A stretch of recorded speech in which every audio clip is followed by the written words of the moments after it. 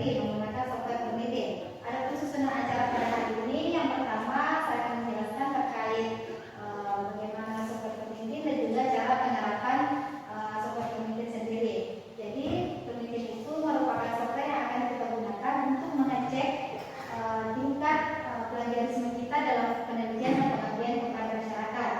Mengapa memilih Permitin? Karena Permitin merupakan salah satu software yang direkomendasikan oleh Dikti. Jadi Dikti sudah merekomendasikan bahwa untuk mengecek plagiarisme dan lain-lain menggunakan Permitin. Di Google juga sudah banyak bertebaran jenis-jenis plagiarisme gratisan, tapi perbedaannya adalah di Permitin ini kita bisa menyimpan data kita. Artinya Permitin ini mempunyai database, jadi kita bisa menyimpan file kita. Kalau yang perbedaan dengan yang gratisan itu, misalnya kita cek, terus hasilnya keluar. Setelah itu hasilnya hilang lagi, dicek lagi, baru bisa melihat hasilnya. Kalau yang ini kita upload filenya, dia cek, nanti bisa direvisi lagi. Seperti itu perbedaannya. Baik, untuk selanjutnya masuk ke langkah-langkah untuk mengupload dan mengecek plagiarisme pada Permitin. Yang pertama kita membuka web Permitin, itu http://www.permitin.com. Jadi untuk software Permitin ini merupakan software berbayar. Untuk akunnya sendiri nanti saya share kepada Bapak Ibu dosen ya. Lalu kita memilih login. Konteks loginnya, setelah login akan ada tampilan seperti ini, muncul dashboard seperti ini. Bisa kelihatan Bapak Ibu? Oke, untuk selanjutnya kita memilih add class. Jadi kita akan membuat kelas sendiri. Jadi dalam Permitin itu, dalam satu akun itu ada beberapa kelas. Misalkan ITH itu punya satu akun Permitin. Jadi kan di dalam kelasnya itu ada berbagai jenis. Misalkan ada khusus untuk prodi sistem informasi, khusus untuk prodi matematika, dan juga prodi ilmu komputer. Jadi kita bisa membuat beberapa kelas di dalam sini. Di dalam kelasnya nanti ada beberapa file lagi. Itu. Nah ini untuk kelasnya kita bisa masukkan di kelasnya itu. Kelas tipenya kita pilih standar, kelas namanya kita bisa memilih sendiri. Kalau nama yang saya berikan di contoh ini, kita masukkan Permitin ITH, dan juga di sini ada subjek areanya. Subjek areanya misalkan kita pilih untuk computer science atau matematika, jadi tergantung prodi Bapak Ibu masing-masing seperti itu.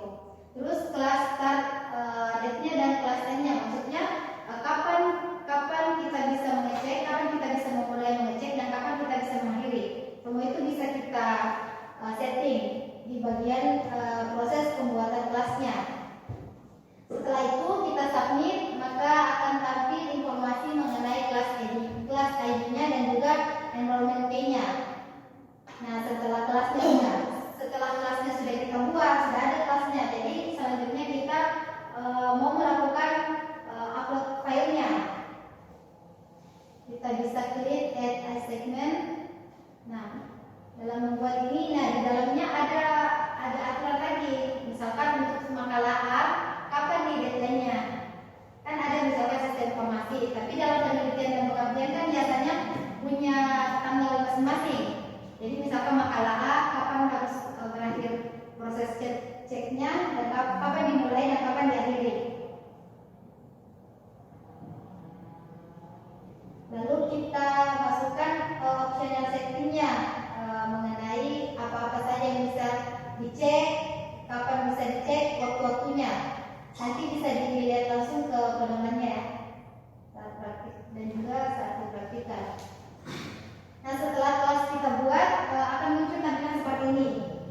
Di sini ada nama kelasnya yaitu Permitin ITH, dan juga di sini ada tanggal dan waktu berakhirnya file diupload, dan di sini tanggal dimulainya, serta di sini klik untuk mengecek file yang sudah kita submit.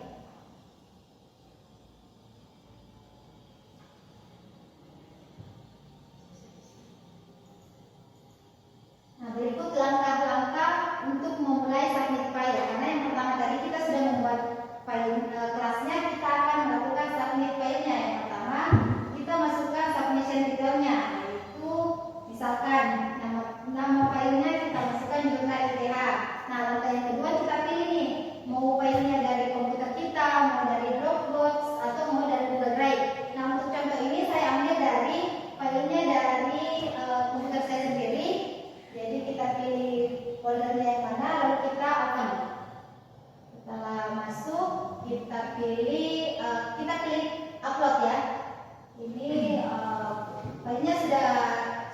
masuk. Jadi untuk Turnitin ini bisa menggunakan PDF, bisa mengecek dalam bentuk Word, bebas. Nah setelah ini kita klik upload. Nah tahapan selanjutnya dicek lagi sama si Super Turnitinnya. Ini mengkonfirmasi bahwasannya apakah benar file yang kita upload itu sudah tepat atau belum. Jadi ada tahapan untuk konfirmasi. Setelah benar, kita konfirmasi benar. Lalu kita klik go to assignment untuk filenya diupload ya. Nah setelah itu muncul hasilnya. Untuk menunggu hasil pengecekan similarity-nya sendiri itu membutuhkan waktu sampai 5 menit untuk Turnitin ini, karena memang dicek dari tahapan susunan-susunannya itu dicek semua. Jadi untuk jurnal yang saya upload ini mendapatkan hasil Turnitin itu 34%. Jadi di Turnitin itu yang di bawah 30% itu akan berwarna hijau nantinya, di atas 50% itu merah, berarti harus ada yang diperbaiki. Sedangkan Dikti mempunyai aturan untuk mengecek skripsi mahasiswa ataupun penelitian. Untuk penelitian tergantung tempat submitnya. Kalau untuk yang dari Dikti 30%. Jadi ini kan 34%. Jadi kita harus melakukan revisi lagi seperti itu. Kalau misalkan jurnal Bapak Ibu misalkan nantinya 20%, berarti sudah tidak termasuk plagiat. Kalau 34% masih harus ada tahapan lagi yang dilakukan untuk memperbaikinya. Nah seperti ini kan kita lihat di sini ada 34%. Kita klik atau kita download hasil similarity-nya di sini. Nah di sini sudah terlihat jelas bahwa di sini ada untuk paragraf ini kena plagiat. Lalu kita klik 34% ini, diarahkan kita ke sini. Ternyata kata ini sudah ada digunakan di jurnal yang lain. Kita harus memperbaikinya. Nah, ini tahapan untuk mengunduh atau mendownload hasil similarity-nya. Jadi Bapak Ibu bisa lihat nih, yang dikoreksi itu bagian sini. Jadi yang mau direvisi di bagian sini. Nah, itulah kelebihannya Turnitin. Kalau Bapak Ibu menggunakan pengecekan di Google, cuma ditampilkan aja, yang kena plagiarisme itu yang ini. Setelah ditutup, Google-nya akan hilang. Kalau yang Turnitin ini kan punya database sendiri, Bapak Ibu tinggal download lagi, seperti itu. Nah, setelah diunduh, kurang lebih bentukan tampilannya itu akan seperti ini. Nah, ini nama filenya yang tadi jurnal lihat.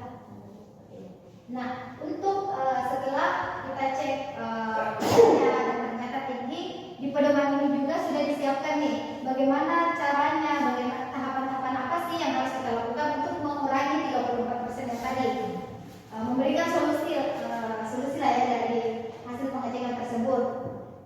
Nah, yang pertama itu di Turnitin sendiri mempunyai filter, ada banyak filter di dalamnya. Yang pertama exclude Turnitin. Nah, yang pertama itu exclude quotes, misalkan ya simbol-simbol, misalkan Bapak Ibu mengutip langsung nih dari jurnal orang, kan kita menggunakan tanda petik garis seperti ini kan. Nah itu maksudnya semua yang mempunyai simbol seperti ini kutipan tidak akan dibaca plagiat oleh Turnitin. Tapi seperti pengalaman saya, biasanya dalam proses pengecekan seperti itu semuanya hampir satu paragraf dikasih tanda seperti ini semua. Jadi tidak boleh seperti itu ya Bapak Ibu. Yang boleh dikutip memang hanya yang benar-benar cocok nih buat laporan Bapak Ibu, tidak harusnya diparaphrase.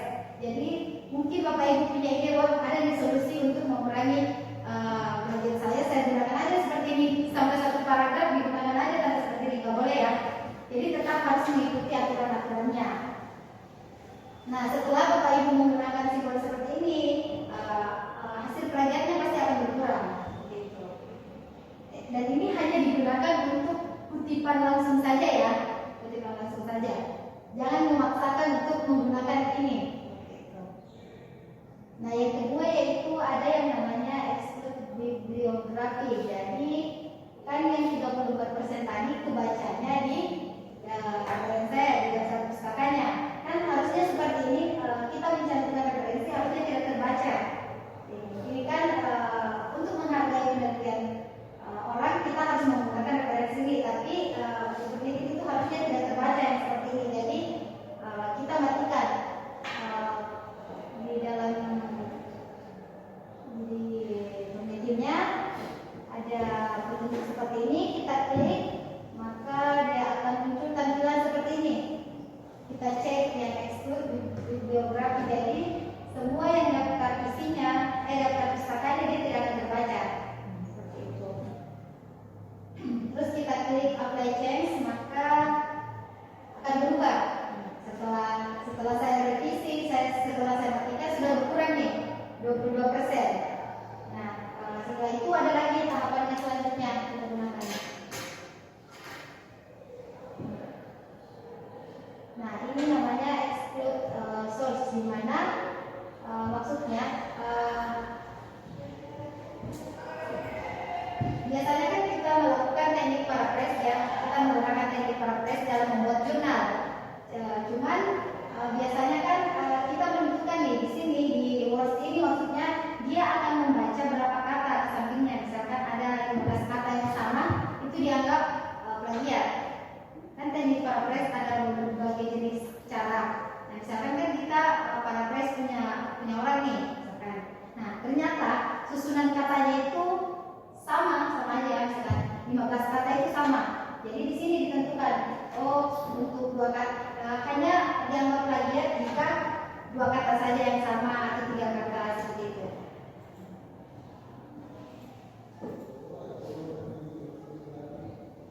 Nah, di sini di persen ini tingkat kesamaannya.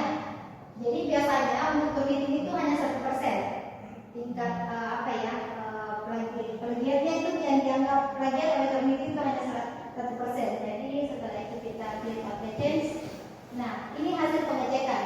Sebelumnya saya mengeceknya itu 22% ya, setelah proses data revisi tadi, data pusaka tadi dihilangkan, maka hasil akhirnya yaitu 16%. Jadi setelah melewati tahapan-tahapan filter-filter yang tadi, hasilnya 16%. Sedangkan ketentuan dari dikti sendiri 30%, berarti 16% ini sudah kita anggap tidak plagiat lagi. Nah, ini hasil awalnya kan 34%, masih berwarna kuning. Setelah dilakukan filter, setelah dilakukan perbaikan, maka hasil akhirnya itu 16%.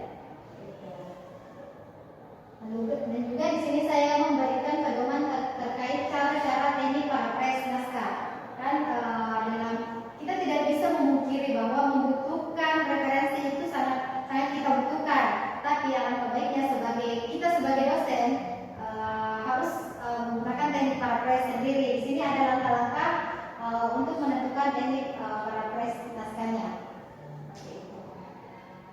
Untuk materi hari ini cukup. Ada pertanyaan atau ada saran dari Bapak Ibu terkait penggunaan penelitian ini?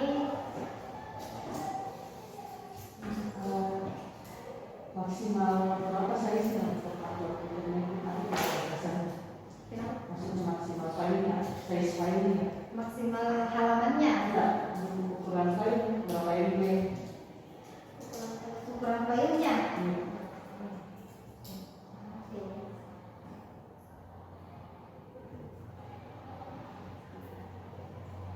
Biasanya sih untuk ukuran filenya itu tidak melebihi 5 MB. Untuk ini Word atau PDF? Word dan PDF bisa. Makasih Bu. Ada lagi yang ingin ditanyakan atau ada saran terkait pedoman ini? Terus ini apa untuk institusi, apakah setiap dosen itu punya akun peneliti sendiri atau bagaimana? Oke, baik. Untuk akun peneliti sendiri, karena peneliti ini merupakan akun berbayar dan harganya itu dibanderol dari berapa ya? Sebulan saja itu penyewaannya itu 200.000. Jadi untuk institusi biasanya hanya punya untuk institusi kecil biasanya punya 1 akun, dan biasanya untuk institusi-institusi yang besar itu sudah punya tiap prodinya.